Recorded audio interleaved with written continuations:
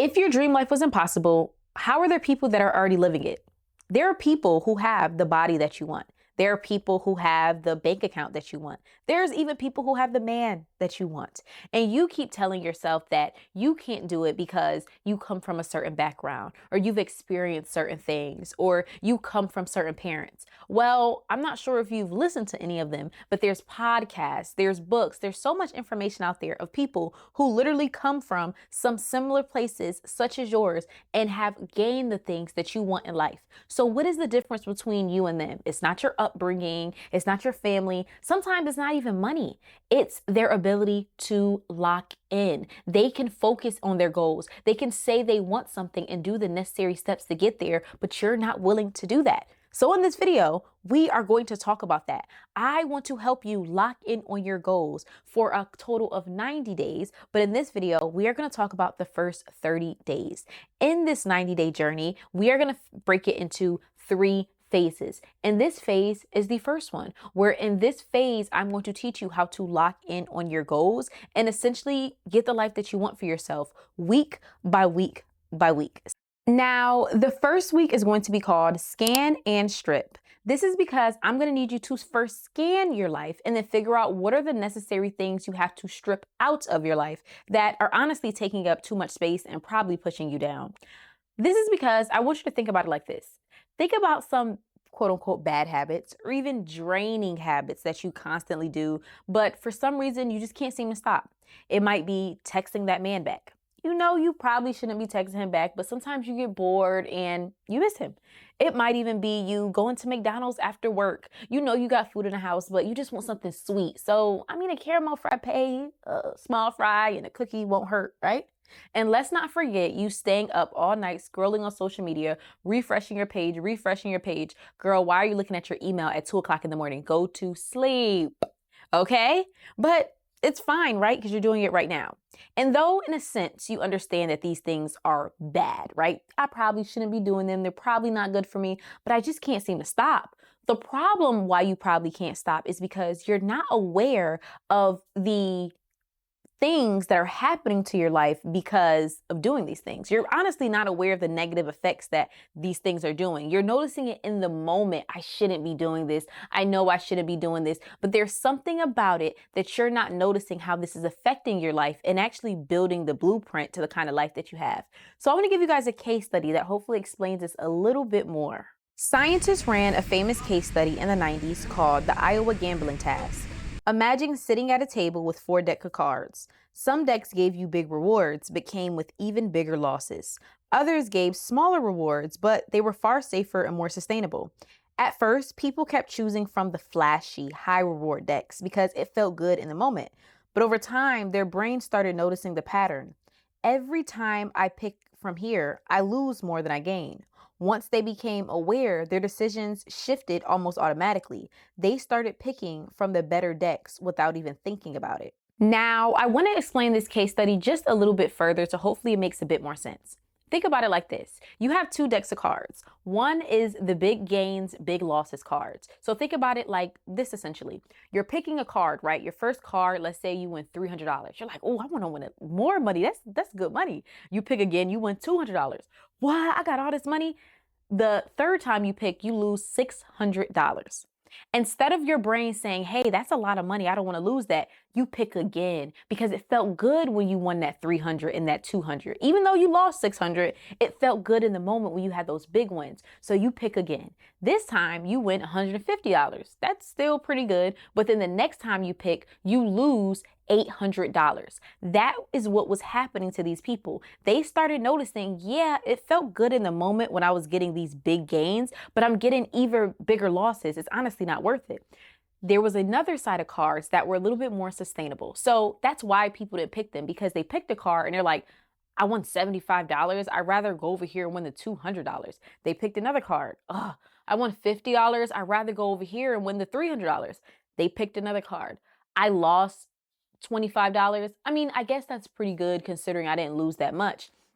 This side, the smaller side, was more sustainable. But why were they not picking those cards? Because in the moment, it felt better winning $300 than it felt winning $50. Even though technically on the other side, they were essentially keeping more money. It felt bigger for them with the big wins and the big losses. So essentially, that's what you have to do. You have to start noticing the patterns in life, because a lot of times these bad habits, they do bring you a lot of dopamine. In the moment, they bring you a lot of joy. They bring you a lot of happiness. It feels good in the moment when you're texting that person back. It feels good in the moment when you're drinking that caramel frappe. But what it doesn't feel good is when you and that person are arguing and you're like, oh, I knew I should have never texted you back. I knew I should never contacted you. I knew this was going to happen. It doesn't feel good when you wake up in the morning and you can't fit your jeans and you're like, dang, no, I shouldn't have ate that caramel frappe, but in the moment it felt good. And so that is essentially what I want you to do in this first week.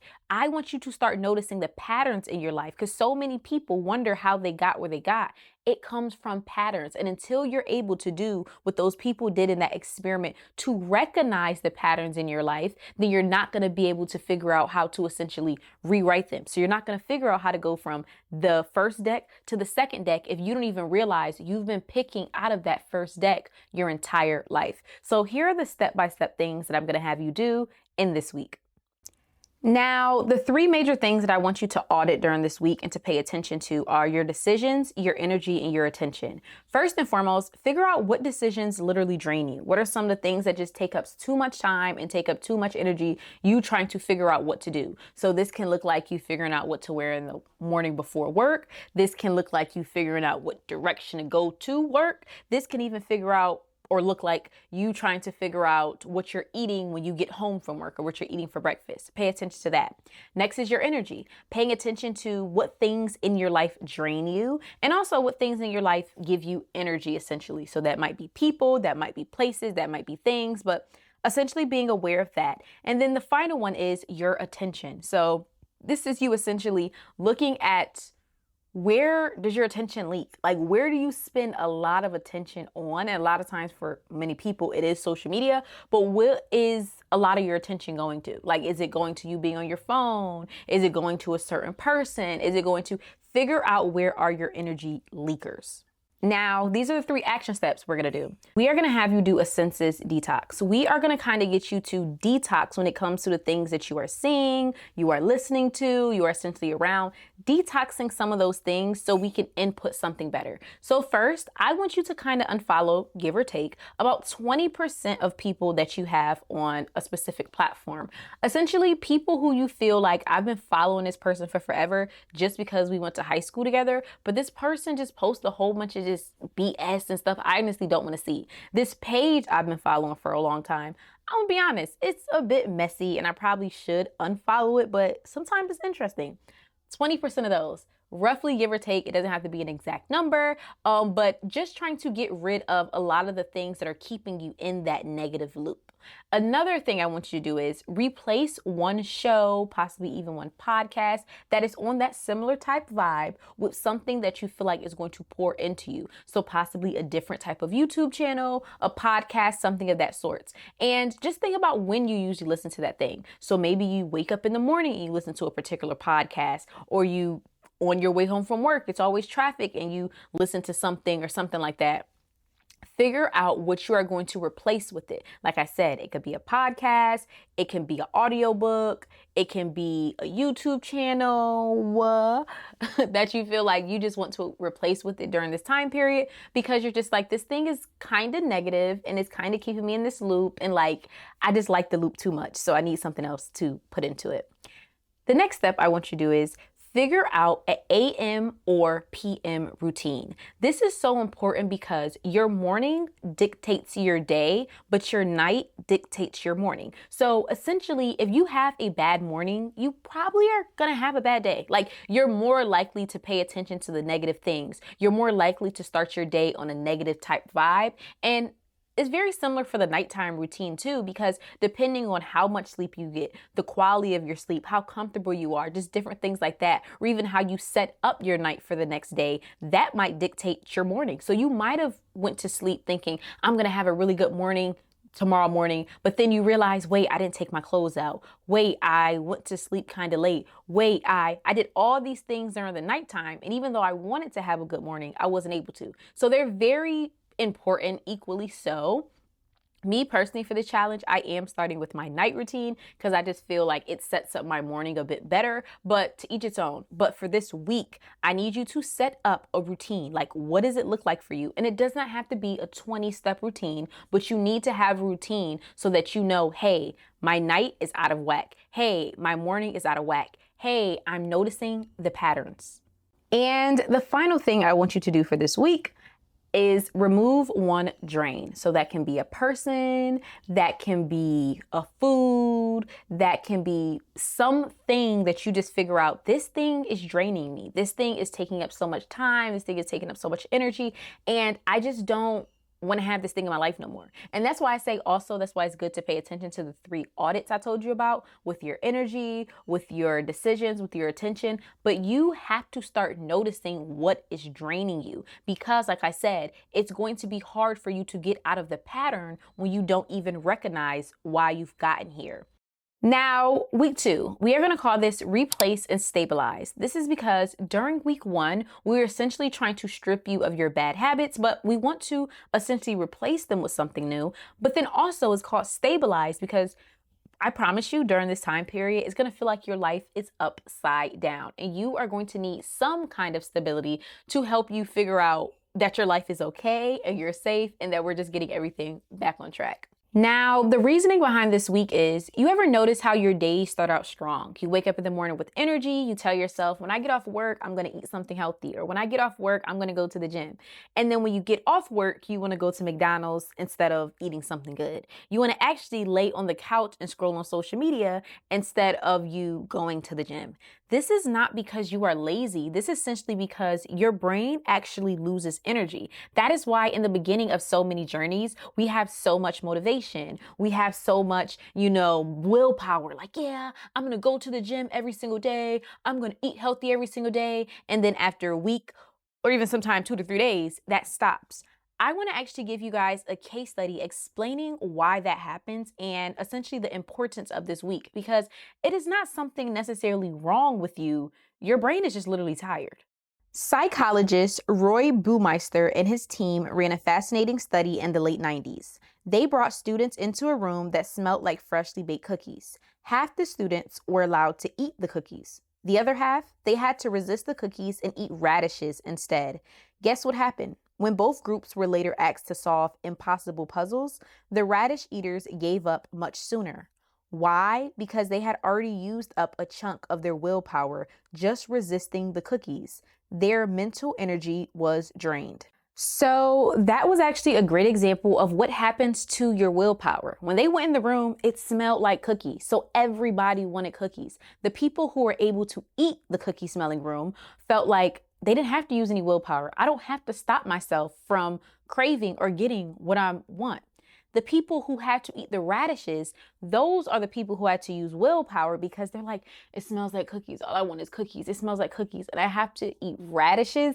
Don't nobody want to eat that. And so when they were given literally an impossible puzzle, they didn't know that, but the puzzle was impossible to solve. They were just testing who would stick in it longer to solve the puzzle. The people who ate the radishes did not last as long because they used their willpower doing something else. And that is why this section is so important, because a lot of times we think it's something wrong with us. No, your brain is literally exhausted. You've used so much of your willpower to do other things. And going back to the first week, that's why we talked about draining and stripping yourself of these things that's not productive. But that's why this week I'm going to give you specific things that is going to help you essentially rebuild so that you are not using as much of your willpower and you can actually accomplish the new things that you want to do and stay to finish that puzzle a little bit longer. Now, first, I want you to keep your AM or PM ritual that you had from week 1, whichever you decided to do, but I want you to adjust one thing in it. So maybe you're adjusting a time slot, whether what time you're starting to go to bed or what time you're waking up in the morning. Maybe you're adjusting one variable, and this kind of will go off of what you learned from the first week, but that is the first thing that I want you to do. Pick the time that you've already picked, stay with that, and just adjust one thing. The next is I want you to add one pour in ritual. So if you've been keeping up with the challenge, I have been asking you guys in the preseason to keep up with things that are pouring energy into you and things that are taking energy out of you. So if you haven't done that already, if you're new, that's perfectly fine. But just even during this time period, I want you to start thinking about what are things that pour into you? What are things that make you feel good? And kind of sometimes just make they kind of feel like they get you out of a rut, if you will. So it depends. For me, it's going to Barnes and Nobles. Like sometimes I'm cooped up in the house and I don't want to be here, but it's something about me going to Barnes and Nobles that just puts me in a better mindset, a mind space, essentially, to get work done and do what I have to do. For some people, this may look like you praying. For some people, this may look like you taking walks or you journaling. But figure out one thing that's a pour in, because on the first week, we've been focusing so much on pouring out. So this week we're focusing on what is something that you specifically want to do that pours into you and makes you feel good. And not just make you feel good in the moment. Let's not get caught up with that, because going on social media makes you feel good in the moment, but after you regret it. So something that just makes you feel good and you feel like it is good. It's a pour in. The next one is we are going to have you get rid of one more drain. So what is one more person, one more thing, possibly one more social media page that is draining for you, and we want to get rid of that. And the final thing I want you to start doing is keeping track, having some kind of tracker of your inputs. So essentially, how much water are you drinking a day? How many hours of content are you posting or are you using to create content? Keep some kind of tracker that's helping you keep track of your inputs, not necessarily of the things that you are getting out. So not necessarily how much weight you're possibly losing, but instead how many times a week have you been to the gym. So that is something I want you to start keeping track of as well. Now, week 3, we are going to call this week the double down. This is because we are getting serious. We are almost done with phase 1. We are in week 3. And so we need to start doubling down on the things that we've been doing week 1 and 2. That was the training wheels, essentially. That was us starting. Now we are serious. We're taking the training wheels off and we are riding that bike. So one of the most important things that is going to happen during this time period is that you're going to have to essentially change your environment in order to double down. This is because I don't think a lot of people are aware. I think we hear it all the time, right? Your 5 closest friends, or you're the people that you're around, all these other things. But I don't think you understand how much that affects your identity. And it also affects who you are now and essentially who you want to be. And one of the greatest examples a lot of people probably have heard of when it comes to this is the freshman 15.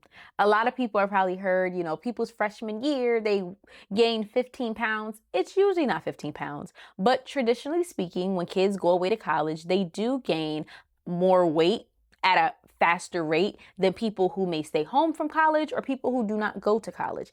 And even though the phenomenon is really known, they actually did an experiment on it. And I think this experiment is the perfect example why you need to double down and why you need to understand how, if you're not in the right environment, doubling down actually can be bad for you.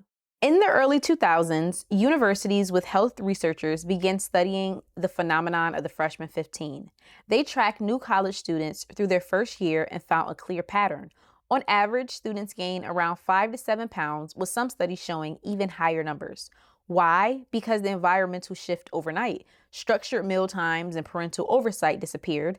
Dining halls offer unlimited food at odd hours. Friends encouraged late night pizza runs. Sleep schedules shifted without realizing it. Students began making small, repeated changes that stacked into big changes. The weight gain wasn't about laziness. It was about environment shaping identity. Now, this is honestly something that did happen to me. When I was in college my first year, I did gain a considerable amount of weight. There are other factors that go into it. I know some people are going to be like, oh, well, people are not playing sports anymore. They're not walking from class to class. In my opinion, I actually walked more in college walking across campus than I did in high school, but I digress. But essentially, I want you to understand they doubled down. Like, a lot of times people say lock in and get serious. You are locked in. You are serious about BS. Like when I went to college, it was a thing of staying up all night. It was a thing of late night pizza and hot wing runs and all this other stuff, because that was the environment I was around and everyone was doing it. And so when I did double down, I doubled down on that. And so that's why I think you have to understand your environment makes your identity. And that's why it's so imperative in the beginning weeks. I know I'm repeating it again and again, but the stripping, but the being aware, but of the patterns, because you need to make sure that when you do lock in, because everybody say they want to lock in, you're locking in on the right things, and you're not essentially building a life that you don't want, building an identity that you don't want, and creating your freshman 15. So here are some of the steps that I want you to do for week 3. Now, for the first 2 weeks, we've kind of been getting you on a routine, right? You've been starting either your AM, your PM routine. You've been taking out certain things. Keep that routine. But now I want you to start putting in one identity affirming action. So essentially, I'm the kind of person that what? I'm the kind of person that goes to the gym 3 to 4 times a week. I'm the kind of person that meal preps. I'm the kind of person that focuses on her business the first 2 hours before she goes to work or she wakes up in the morning. Start with that. I want you this week, now that you're doubling down on essentially who you are, you need to start showing yourself who you are through your actions. So figure out what is one identity-based action that you are going to start doing. Next is an environmental tweak, essentially an environment upgrade. So kind of show yourself, we are a new person. We are doing new things. So this may look like you getting yourself a real workout set, or getting yourself like a nice, cute workout set, upgrading that. This may look like you getting yourself a new bed set. This may look like you decorating your office or buying something to decorate your office differently. This may even look like you getting a real camera. You might say, I've been wanting to do content. I want to. Don't get me wrong. I know the camera was a very high expense, but to each its own. Like if you're serious and you've been saving up and you like, this is an investment I want to make, do something to tweak your environment that shows you I'm serious. Get yourself the containers to start meal prepping instead of just putting them in crazy takeout containers. Like do something that's essentially an upgrade. And I said it doesn't have to be $1 million, but to show yourself I'm the kind of person that does this. And since I'm the kind of person that does this, I'm the kind of person now that has that. And what is that has? What is that tweak that you're going to do? And the final one I'm going to have you do is re-audit your attention. So essentially, I did mention earlier, paying attention to where your attention goes, figuring out where you are spending attention and or time doing certain things that probably aren't productive, that aren't creative, that aren't essentially who you want to be, and figuring out how to shift those in a more creative way. Now, I don't want people to think everything has to be self-growth, self-improvement, because I did mention earlier about like a new podcast or something like that, but just shift it in a more creative way. So maybe this is you focusing on a hobby. Maybe this is you focusing on, a specific task that you need to do to get to where you want to be, like that.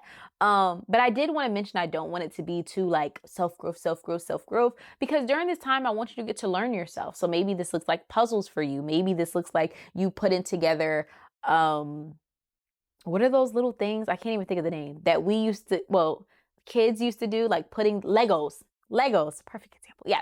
Or whatever the case may be, but reallocating some of those negative and or bad attention wasters onto things that not always necessarily build you up and make you this great person, but it's like, it's a more creative, it's a more hobby-based, it's just a more getting to know myself instead of putting time into other people and other things that are literally taking me away from myself.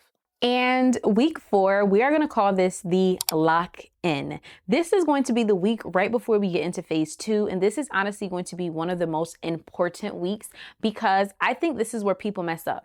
After people do week 1, week 2, week 3 correctly, there's this thing of like, what else can I change? What else can I do? Especially if you start seeing certain results, whether it's physically or whether it's mentally. But week 4, I'm going to help you understand why it's so important to lock in to what you already have been doing, as if it is a key and there's nothing that can come in or there's nothing that can come out. Because so many people are going to be like, well, I could add another day to my workout, or I could add another healthy meal, or I could add another thing because I'm already seeing results from this thing. Let me add something else.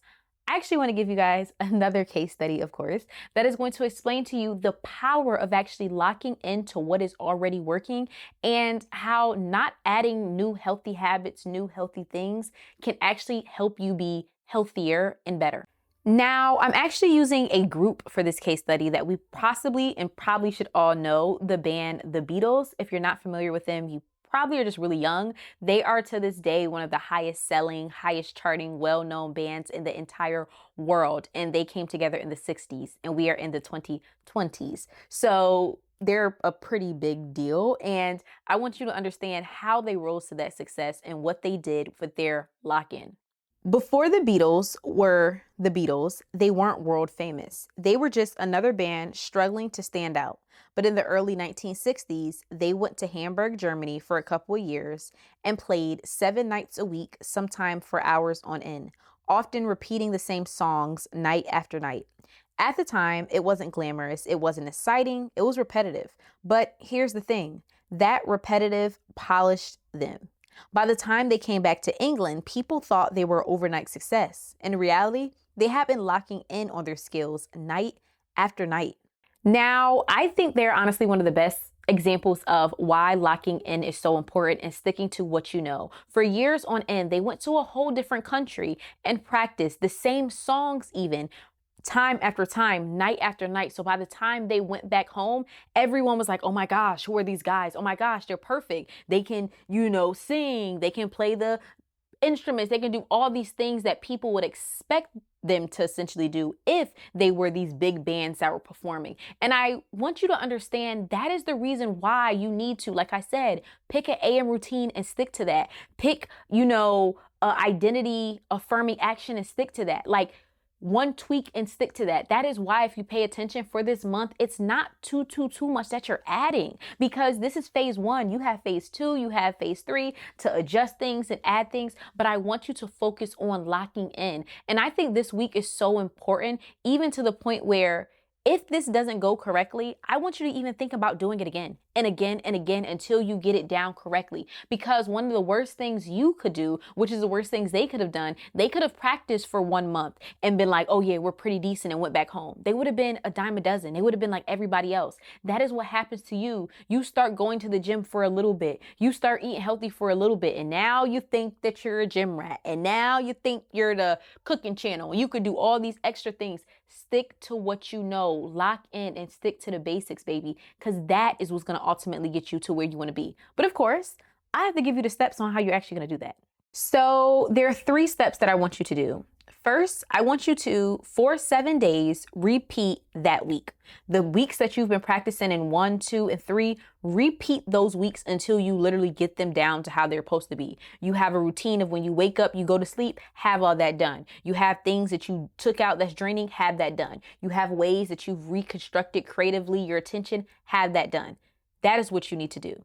The second thing is you need to create a Sunday reset. Now, most people do work Monday through Friday. If your schedule is different, of course, adjust it on that. But you need to have a day where it's like, we can restart the week. Sometimes we feel like bad weeks mean bad months, which means bad years, will sometimes feel like bad lives. No, so you need to have a day. I usually take this day to meal prep. I usually take this day to get my clothes out for the week, and just things that it's like, okay, we reset. But you need to create that for yourself and figure out what does that look like for you. And then the third one, you need to figure out a way to document your progress. We are very visual creatures. So whether you're trying to get your body together, that you taking a picture of yourself, weighing yourself, even doing measurements. If you want to grow on social media, that is you documenting your follower count. You want to grow a business, documenting how many people are following the business account, how many orders you have, how many people are going to your landing page. Essentially figure out a way to document this journey, because sometimes too, we move the goalpost and it feels like we're not doing anything, but it's because you didn't document the beginning.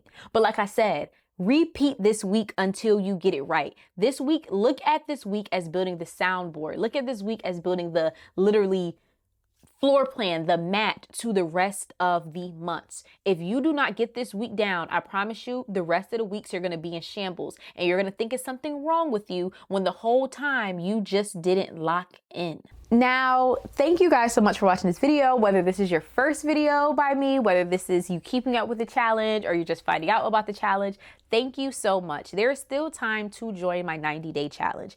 As I've said in many videos, I am starting my challenge September 25th, just a personal thing, because I want mine to end December 24th, the day before Christmas. But depending on when you watch this video, if you want to start by New Year's, you actually can start up until October 3rd, I believe, and that will get you to do 90 days until New Year's. But even if you watch this video after October 3rd, do not tell yourself, see, this wasn't for me. See, I can't lock into my goals. Adjust it as such. Do what you have to do. If you're serious about this goals, if you're serious about the life you want to achieve, adjust it for your life. But if you're interested in joining the 90-day journey, of course, I always make sure that I have a worksheet after every video. So this video will be the same. There will be a worksheet below. Every single week, I come out with motivation. I come out with steps and tips.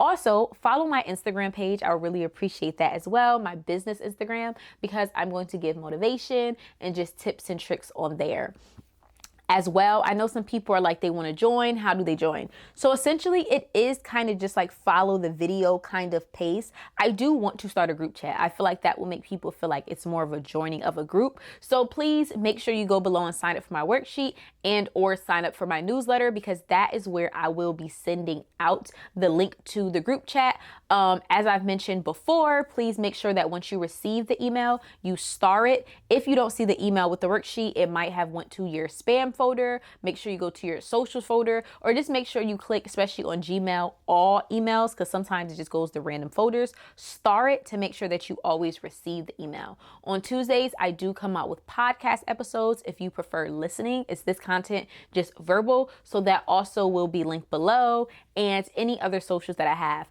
Please, please, please comment 90 if you are serious about joining this journey, and also comment 90 below if you would like me to send you the link to the group chat once it's created. So I will send it through email, but I also will send it to you guys directly if you comment below 90. So thank you guys so much for being on this journey with me. This is the first 4 weeks. This is phase 1. This is just the start. So I'm soon going to create a video in a couple weeks talking about phase 2, but I just want you to practice these things. And like I said, do them until they stick. Maybe it's going to take you a little bit longer than 4 weeks. Maybe it's going to take you a little bit longer than 5 weeks, but don't be so fixated on stopping on a certain day. Oh, it has to end by this day, or it has to end by that day. You need to be more fixated on changing your identity until it feels right for you, until it sticks for you, because that is you just comparing yourself to others and trying to put yourself in a race with somebody who not even racing you. Like, girl, what you know what I'm saying? So yeah, but thank you guys so much. And of course, don't forget to like, comment, and subscribe, and share this with anyone. You want to lock in with your friends, you want to start out your own little group chat, you know, anything like that. But I do appreciate everything that you guys do. So thank you guys so much, and have a great one. And of course, week by week, I will be posting videos just helping us, because this is going to be hard for me too. I don't want people thinking, oh, it's easy for her. Girl, I got some goals I need to complete too. So thank y'all so much, and have a great one.